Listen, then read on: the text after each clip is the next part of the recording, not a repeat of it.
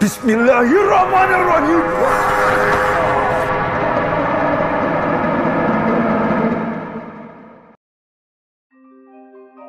নমস্কার বন্ধুরা, আমি অঙ্কুশ। আপনারা শুনছেন আমার ইউটিউব চ্যানেল হান্টিং নাইটমেয়ার।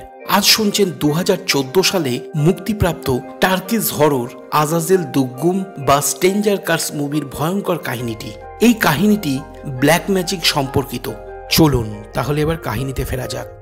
কাহিনীর শুরুতে আমরা রেহমান নামে একজন রাব্বি বা প্রিস্টকে দেখি, যিনি প্যারানর্মাল বিষয় নিয়ে রিসার্চ করতেন। একদিন ঘটনা সূত্রে তিনি পৌঁছে যান একটি বাড়িতে, যে বাড়ির একজন মহিলার উপর দিজ্জিন বা কালা জাদুর প্রভাব ছিল। তিনি মহিলাকে দেখতেই তার উপরে এক্সোসিজমের প্রক্রিয়া শুরু করেন। সঙ্গে সঙ্গে সেই মহিলা পুরুষ কণ্ঠে কথা বলা শুরু করে। তখন রেহমান বুঝে যান সেই মহিলা জিন দ্বারা প্রজেস্ট হয়েছে। অপরদিকে প্রক্রিয়া চলাকালীন সময় সমস্ত বিষয়টাকে ভিডিওতে ক্যাপচার করা হচ্ছিল। এরপর আমরা দেখি এই পুরো বিষয়টা রেহমান তার একটা কনফারেন্সে দুইজন সহকারী ডক্টর ও উপস্থিত সকল দর্শকদেরকে ডকুমেন্টারি হিসাবে দেখাচ্ছিলেন। কনফারেন্সের মূল বিষয়বস্তু ছিল প্যারানর্মাল অ্যাক্টিভিটির সাথে সায়েন্স রিলেটেড টপিক নিয়ে ডিবেট, যেখানে প্রশ্ন ছিল আসলে ভূত প্রেত বলে আদৌ কিছু আছে কিনা। সেই সূত্রে উপস্থিত দর্শকরাও রেহমানকে নানান ধরনের প্রশ্ন করছিল। এর পরের দৃশ্যে আমরা আকিন ও সিনেম নামে দুইজন কাপলকে দেখি, যারা লেট নাইটে তাদের এক বন্ধুর বাড়িতে পার্টি উপলক্ষে যাওয়ার প্ল্যান করছিল।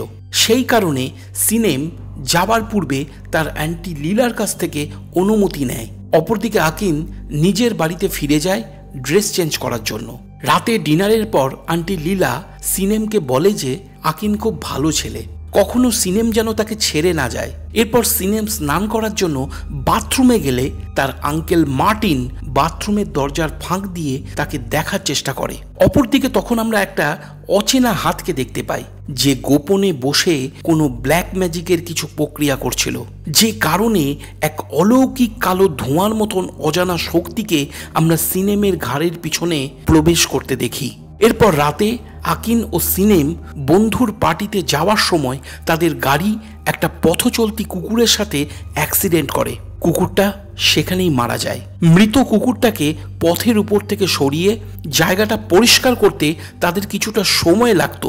সেই কথা চিন্তা করে আকিন অন্য একটা ট্যাক্সি করে সিনেমকে পার্টিতে যাওয়ার জন্য রওনা করিয়ে দেয়।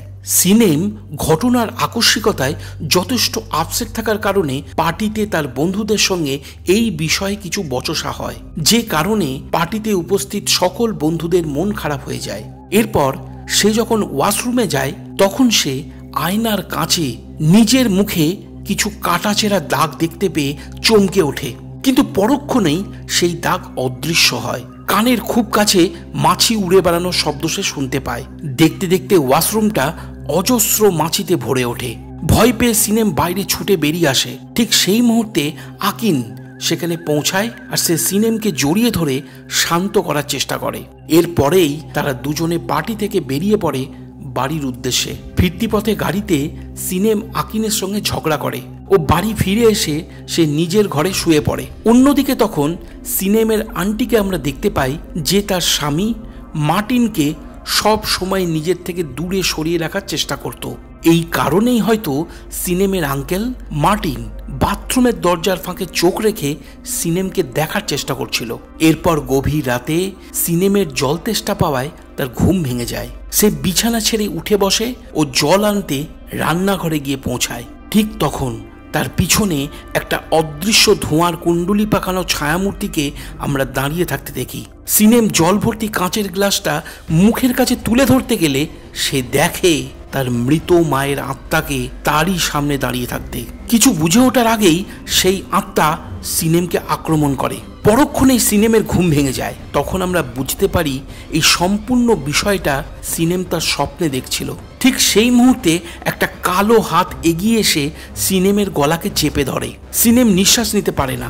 গোঙানির শব্দ শুনে পাশের ঘর থেকে তার আন্টি ও আঙ্কেল ছুটে এসে তাকে শান্ত করে। পরদিন সিনেমের এক্সাম থাকার জন্য আকিন তাকে গাড়ি করে কলেজে পৌঁছে দেয়। এক্সাম দেওয়ার সময় হঠাৎ তার মাথা ঘুরতে থাকে। সে এক্সাম হলে বসে থাকা টিচারের মুখে এক ভৌতিক অবয়বকে দেখতে পেয়ে চিৎকার করে ওঠে আর ছুটে এক্সাম হল থেকে বেরিয়ে ক্যাম্পাস হলে চলে যায়। ঠিক সেই মুহূর্তে ক্যাম্পাস হলের লাইটগুলো জ্বলানেভা করতে শুরু করে। ব্যাপারটা ভৌতিক বলে মনে হলেও সেখানে আকিন পৌঁছে যায় ও সিনেমকে বুঝিয়ে বাড়ি ফিরিয়ে নিয়ে যায়।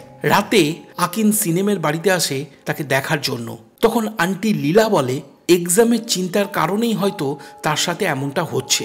উত্তরে আকিন বলে সেদিনের অ্যাক্সিডেন্টের কারণেই হয়তো সিনেম কোনো মানসিক আঘাত পেয়েছে, তাই সে ঠিক করে পরের দিন তাকে ডাক্তারের কাছে নিয়ে যাবে। তখন আমরা দেখতে পাই আন্টি লীলা আকিনকে ফ্লট করার চেষ্টা করছে, কিন্তু আকিন তাকে ইগনোর করে বাড়ি ফিরে যায়।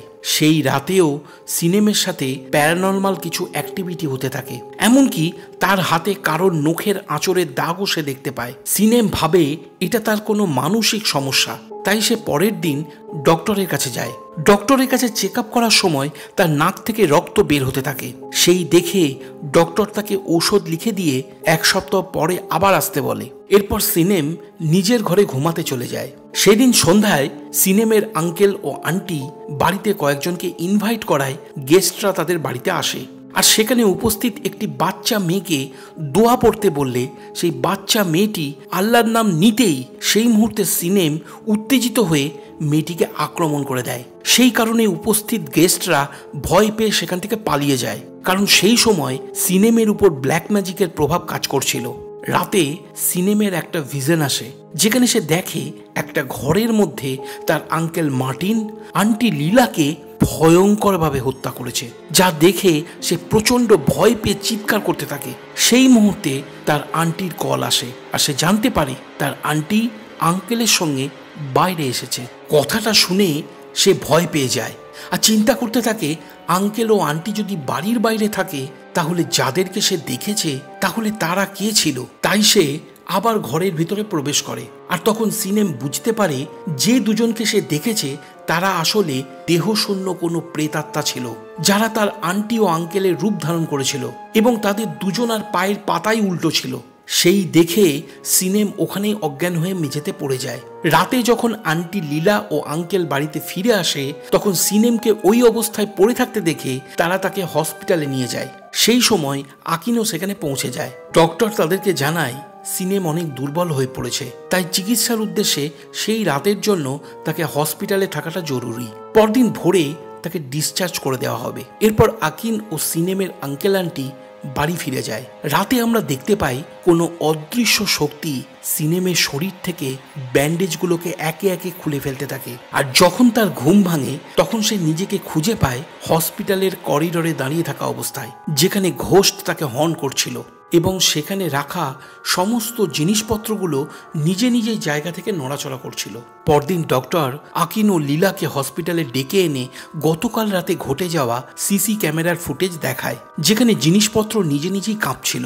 এই কারণে ডক্টর তাদেরকে কোনো পৃষ্ঠের সঙ্গে দেখা করার পরামর্শ দেয়। এরপর লীলা প্রজেস্ট সিনেমকে বাড়িতে ফিরিয়ে নিয়ে যায়। বাড়িতে ফিরে আসতেই সে তার আঙ্কেল মার্টিনের উপর হঠাৎ করে আক্রমণ করে দেয় ও পরে সে নিজের ক্ষতি করতে থাকে। তখন আঙ্কেল ও আন্টি তার 2 হাতকে বিছানার সাথে বেঁধে দেয়। সেই মুহূর্তে সিনেমের শরীরে থাকা শয়তানি আত্মা বলে ওঠে সিনেম এখন তার অধীনে আছে, আর যারা তার সাহায্য করতে চাইবে সে তাদেরকেও ছাড়বে না।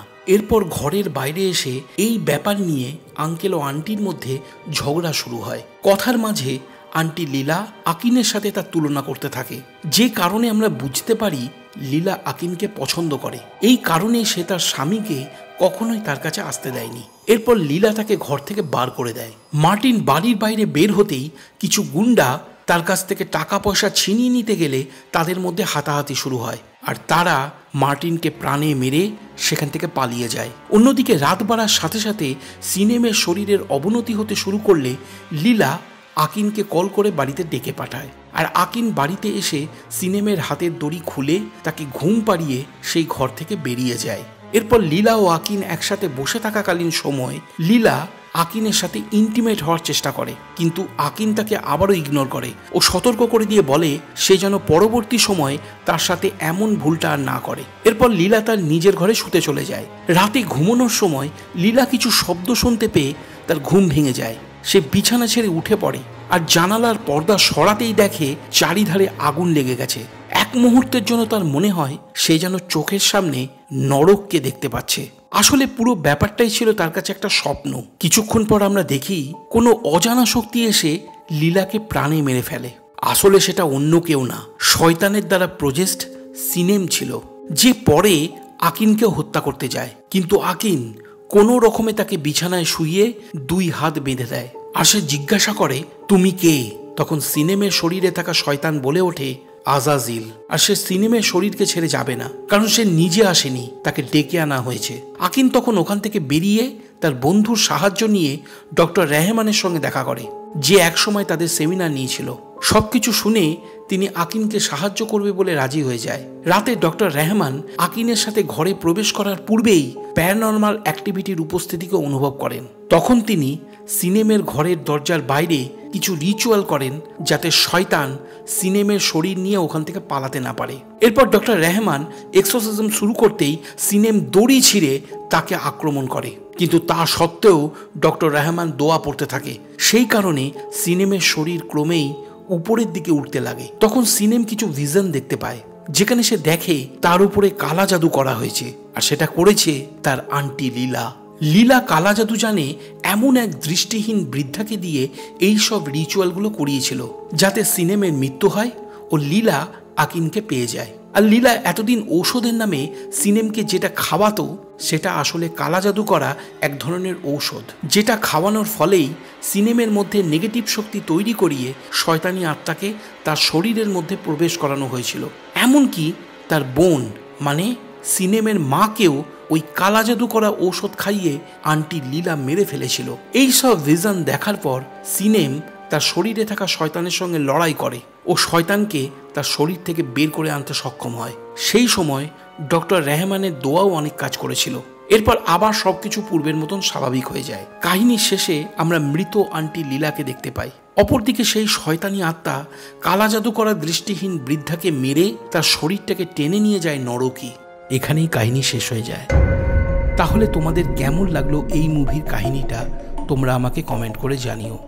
যদি তোমাদের আরও কোনো প্রশ্ন থাকে আমাকে জানাতে পারো। ভিডিওটা যদি পছন্দ হয়ে থাকে তাহলে লাইক ও কমেন্ট করে দিও। যদি আমার চ্যানেলে নতুন হয়ে থাকো তাহলে অবশ্যই চ্যানেলটা সাবস্ক্রাইব করে নিও। তাহলে আবার দেখা হচ্ছে আগামী ভিডিওতে। ততক্ষণের জন্য